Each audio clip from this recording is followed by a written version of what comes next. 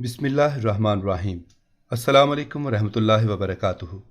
محترم ناظرین، سب سوچنے لگے کہ کسان کے بیٹے نے بھی محنت کی اور تاجر نے بھی کچھ کیا، نوجوان نے بھی کچھ کر ہی لیا، مگر اب بادشاہ کا بیٹا جو کہتا ہے کہ اللہ کا فیصلہ رضا اور تقدیر ہر چیز پر غالب ہے، یہ کیا کر کے دکھائے گا؟ اب شہزادہ اللہ کا نام لیتا ہوا شہر میں داخل ہوا اور راستے کے کنارے جا بیٹھا۔ ایک بادشاہ فوت ہو گیا۔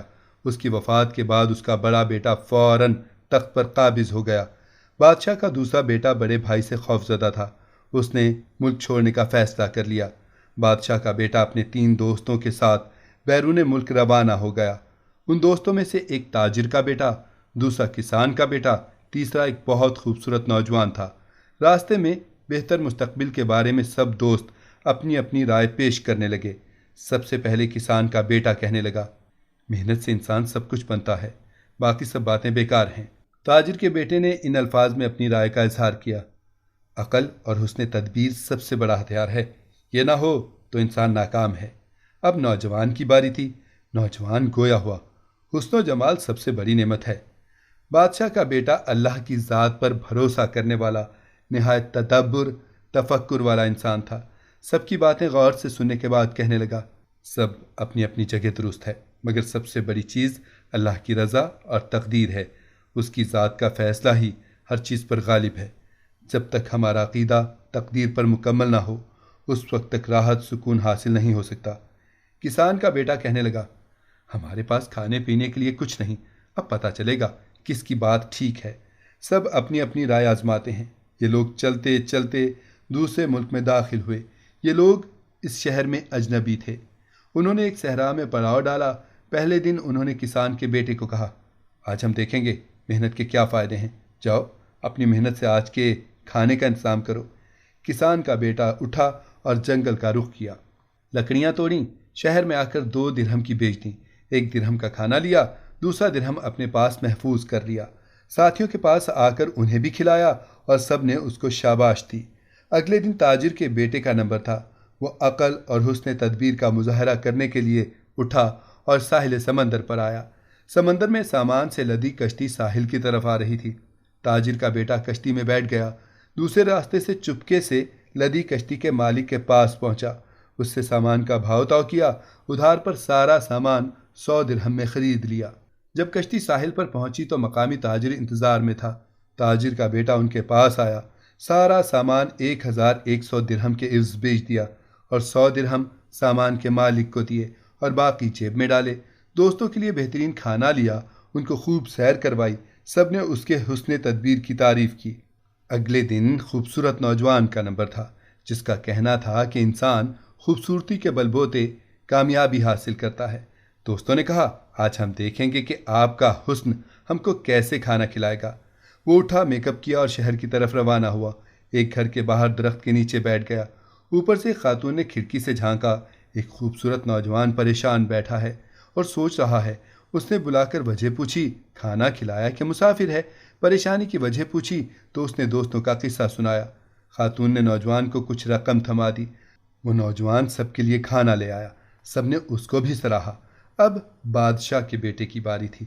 سب سوچنے لگے کہ کسان کے بیٹے نے بھی محنت کی اور تاجر نے بھی کچھ کیا، نوجوان نے بھی کچھ کر ہی لیا، مگر اب بادشاہ کا بیٹا جو کہتا ہے کہ اللہ کا فیصلہ رضا اور تقدیر ہر چیز پر غالب ہے، یہ کیا کر کے دکھائے گا؟ اب شہزادہ اللہ کا نام لیتا ہوا شہر میں داخل ہوا اور راستے کے کنارے جا بیٹھا۔ وہاں سے اس ملک کے بادشاہ کا جنازہ لے جایا جا رہا تھا۔ وزراء، فوج، پولیس جنازے کو کندھا دیے جا رہے تھے۔ شہزادے کو راستے میں بیٹھا دیکھ کر پولیس آفیسر نے اس کو ڈانٹا، شرم نہیں آتی؟ بادشاہ کا جنازہ جا رہا ہے اور تم اس طرح بیٹھے ہو؟ بادشاہ کو دفنانے کے بعد جب پولیس آفیسر واپس آئے تو دیکھا شہزادہ اب بھی وہیں بیٹھا ہے۔ فوراً اس کو گرفتار کر کے جیل میں ڈال دیا۔ اب دوست انتظار کر رہے تھے کہ واپس نہ آنے کی وجہ سے قیاس آرائیاں کرنے لگے۔ وہ شہزادے کو ڈھونڈنے شہر کی طرف چل پڑے، لیکن شہزادہ تو جیل میں بند تھا، وہ تلاش نہ کر سکے تو تلاش اگلے دن پر مؤخر کر دی۔ ادھر کابینہ کے وزراء مشیر جمع تھے کہ نئے بادشاہ کے انتخاب کے لیے غور و فکر کر رہے تھے۔ نیا بادشاہ بادشاہوں کے خاندان سے منتخب کیا جائے، عام آدمی منتخب نہ کیا جائے، مگر بادشاہ کا کوئی وارث نہیں تھا۔ سینئر وزیر نے اعلان کروایا کہ تم میں سے کوئی ہے جو بادشاہوں کے خاندان سے تعلق رکھتا ہو، وہ ہاتھ کھڑا کر دیں۔ مگر کابینہ میں کوئی ایسا بندہ نہ تھا۔ مگر پولیس آفیسر کہنے لگا، ایک بندہ ہے جس کو میں نے قید کیا ہے، وہ شہزادہ معلوم ہوتا ہے۔ اس کو حاضر کرنے کا حکم ہوا۔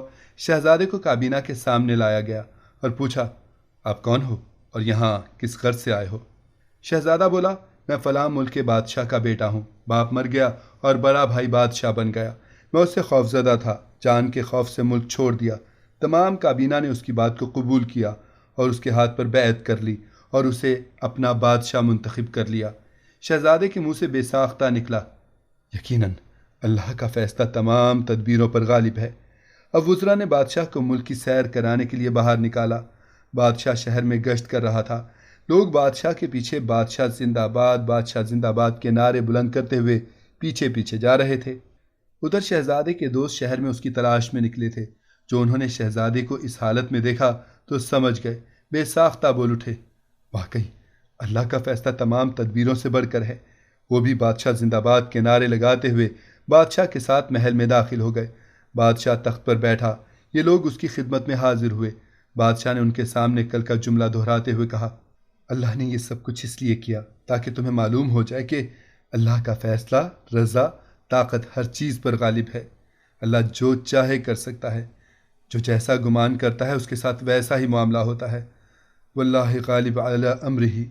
بادشاہ نے تاجر کے بیٹے کو مشیر مقرر کر لیا، کسان کے بیٹے کو وزیر زراعت کے عہدے پر مقرر کیا، اور جو خوبصورت نوجوان تھا اسے کہا، یہ عارضی حسن کسی فائدے کا نہیں۔